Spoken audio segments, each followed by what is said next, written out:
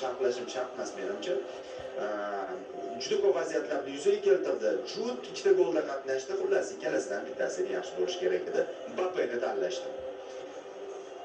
Ha, klassikolar oddiy tugamaydi odatda. Va Rafinha, aytayapman, jarohatlanganlar ham maydon tashqarisidagi jangda qatnashishga qarshi emas. Rafinha terma jamoadagi raqobatchisi Viniciusga qarshi tasavvur qiling. Real birinchi klassikoni yutdi Bernabeuda. Ochkolardagi farqni 5 taga yetkazdi. Barselona chempionat bo'yicha remontadaga kirishadi.